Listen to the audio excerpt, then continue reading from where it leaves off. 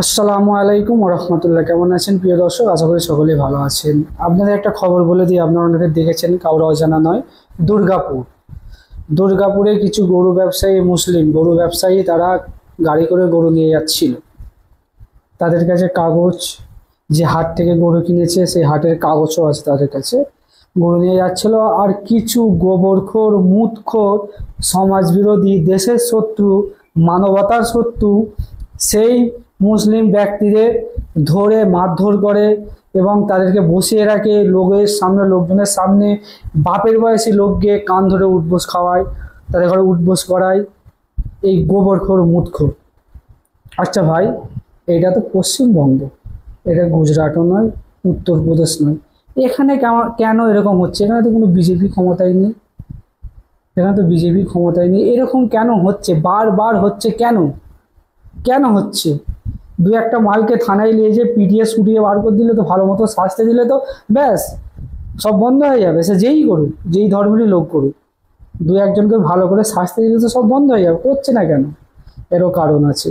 আগে দেখুন ভিডিওটা, কিভাবে মানুষরূপী জানোয়ার, চার পেয়ে পশু, ওই চাচাদের উপর অত্যাচার করছে। কিভাবে কি করছে দেখুন একবার।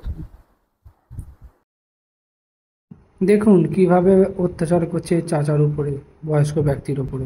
দেখলেন আপনারা কিভাবে একটা বাপের বয়সী লোককে তার কলার ধরে আঙুল দেখিয়ে দেখিয়ে কথা বলছে, তাকে বলছে জয় শ্রীরাম বল, জয় শ্রীরাম বল। দেখুন এই পশুগুলোকে, এই জানোয়ারগুলোকে, এই দেশ বিরোধী লোকগুলোকে দেখুন কিভাবে একটা বাপের বয়সী লোককে তার সঙ্গে কি ব্যবহার করছে। আচ্ছা ধরছি, ঠিক আছে, ওই গোবরখোর, মুতখোরদের কথাতেই যাচ্ছি আমি, যে গরুগুলো বেআইনিভাবে নিয়ে যাচ্ছিল, পাচার করছিল। পুলিশ প্রশাসন নেই। তুই কে বে হাত আইন তোলা? তুই কে? তোকে কে দায়িত্ব দিয়েছে? সে যদি বেআইনিভাবে নিয়ে যেত, সে যদি গরুই পাচার করতো, তাহলে তুই কে? তুই তাকে ধরে পুলিশের হাতে তুলে দিতিস? তোকে কে অধিকার দিয়েছে? তুই একটা বুজুর্গ ব্যক্তির উপর হাত চালাবি, তাকে জয় শ্রীরাম বলাবি? তোর বাপের দেশ পেয়ে গেছি নাকি? হ্যাঁ, যা মন আসবে তাই করবি। আর আমি বলি, প্রশাসনগুলো যদি এদের বিরুদ্ধে কড়াভাবে পদক্ষেপ নেয়, যারা যারা করছে, যে ধর্মের, কোনো যদি মুসলিম ব্যক্তি কোনো হিন্দু ধর্মের উপর আঘাত করে, তাকে নিয়ে যে ভালো করে পানিশমেন্ট দিক। একজন খেলে, একজন শাস্তি ফেলে, দুবার আর কেউ করতে চাইবে না। আর কোনো যদি এরকম গোবরখোর, মুতখোর এসে যদি মানে সমাজ বিরোধী কাজ করে, কোনো মুসলিমদের উপরে আঘাত করে, মুসলিমদের উপরে অত্যাচার করে জয় শ্রীরাম স্লোগান দিয়ে, তাহলে তাকেও নিয়ে যে আচ্ছা করে দিক, একবারে এমন মার দিক, থানায় নিয়ে যে বাপের নাম যেন ভুলে যায়, দুবার না এসব কাজ করতে পারে। এইভাবে যদি করতো, আমার মনে হয় এসব কাজ করতে এরা 5-6বার ভাবতো। আর যাদের কথা শুনে করছে তাদেরও নাম ভুলিয়ে দিত। কি হচ্ছে ভাই এসব? কি হচ্ছে আজ দেশে রোজগার নেই, দেশের জিনিসপত্রের দাম বেড়ে যাচ্ছে, এসব নিয়ে কোনো কথা নেই। গরু, মুসলিম, হিন্দু মুসলিম, আর কিছু পাগলা চোদাগুলোও আছে, তাদের কথাই ভিড়ে যাচ্ছে। তাহলে খাবি কি, কিভাবে রোজগার করবি, সেসব নেই। হিন্দু মুসলিমের ডিবেট করে দিচ্ছে, আর এই হচ্ছে বাপের বয়স। আর আমি একটা কথা বলি, যে পশু, যে জানোয়ারটা ওইভাবে ধরে মারছে, ওটা যদি তোর বাপ হতো, তোর বাপকে যদি কেউ ধরে মারতো, তাহলে কেমন লাগতো? আচ্ছা, ওর জায়গায় যদি তোর বাপই থাকতো, তাহলে তুই কি করতে? ওইভাবে ব্যবহার করতিস? জানোয়ার, চার পায়ে পশু। এই যেখানে ঘটনাটা ঘটেছিল, সেখানে আমাদের প্রিয় ছোট ভাইজান নওশাদ সিদ্দিকী গিয়েছিলেন। সেই ভিডিওটা আজকে গিয়েছিল, আমি যে সময় ভিডিওটা আর কি আপলোড করব, আজকে গিয়েছিল। সেই চিত্র আপনাদের কিছু দেখাচ্ছি, দেখুন। সেখানে নওশাদ সিদ্দিকী ছোট ভাইজান গিয়েছিল।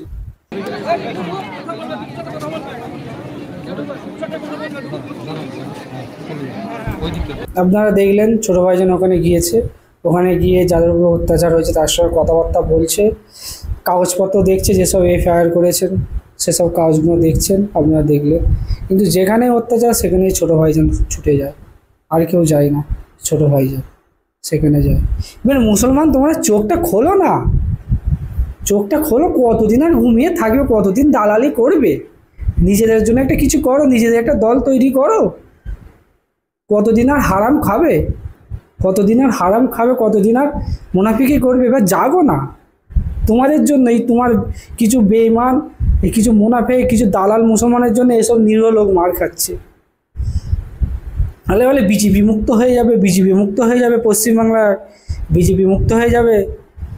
আস্তে আস্তে বিজেপি বাড়ছে, কে রুখবে? বিজেপিকে রুখার কথা বলেছিল, কই? আস্তে আস্তে তো বিজেপি বেড়ে যাচ্ছে, কবে রুখবেন? বিজেপি তো বেড়ে যাচ্ছে, খালি ঢপবাজ কথাবার্তা, বিজেপিকে রুখবো, বিজেপিকে, কই? তো বেড়ে যাচ্ছে। তো বিজেপি এত অত্যাচার করতে একটা কেস নয়, এর আগে অনেক কিছু হয়েছে। কী করেছেন? কিছুই তো হয়নি। এরা সাহস পাচ্ছে কোথায়? কে দিচ্ছে এদেরকে সাহস? যারা সাহস দিচ্ছে এসব লোককে, এসব সমাজ বিরোধী কাজকর্ম করছে, তাহলে কি সে সাহস ধরে লেসে থানায় নিয়ে যে 2-4 দিক না, তাদের উপরে একটু ইনকোয়ারি হোক, সব ঠান্ডা হয়ে যাবে। এদেরকে সাহস দিচ্ছে, কেউ দিচ্ছে। আর আমাদের মুসলমান, শান্তশিষ্ট মুসলমান, আমাকে ভোট দাও নাহলে বিজেপি চলে আসবে, আমাকে ভোট দাও নাহলে বিজেপি চলে আসবে। আরে বিজেপি অলরেডি ঘরে ঢুকে পড়েছে। নিরীহ মুসলমান মা বোনেরা, চাচিরা বোঝে কম, ঠিকই তো বলেছে, না ভোট দিলে বিজেপি আসবে। এই তো দেখো বিজেপি কেমন অত্যাচার করছে।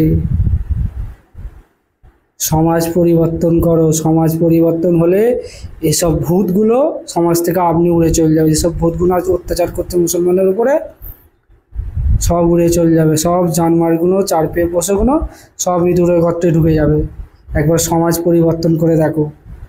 যারা সমাজ পরিবর্তন করতে চাও, একবার সমাজ পরিবর্তন করে দেখো। এসব জানমার, এসব দেশ বিরোধী, যারা ধর্মের নামে মানুষকে মারে, ধর্মের স্লোগান দিয়ে বাপের বয়সী লোকের উপর অত্যাচার করে, সব ইঁদুরের গর্তেই ঢুকে পড়বে। বুঝতে পেরেছেন? চলুন ভিডিও এখানেই শেষ করছি। আপনাদের মতামত কমেন্ট করে জানাবেন। ভিডিও কেমন লাগলো অবশ্যই কমেন্ট করবেন, আর মতামত কমেন্ট করে জানাবেন। কারো যদি গাল পড়ার দরকার হয়, গাল দেওয়ার দরকার হয়, দিয়ে দেবেন কমেন্টে, ঠিক আছে? যারা গালাগালি করবে কমেন্টে, তাদের ওইটাই চরিত্র, ঠিক আছে? কমেন্ট দেখে বোঝা যাবে তাদের আসল চরিত্র কী, ঠিক আছে? ভালো থাকবেন, সুস্থ থাকবেন, খোদা হাফেজ। আবার নতুন ভিডিওই দেখা হবে।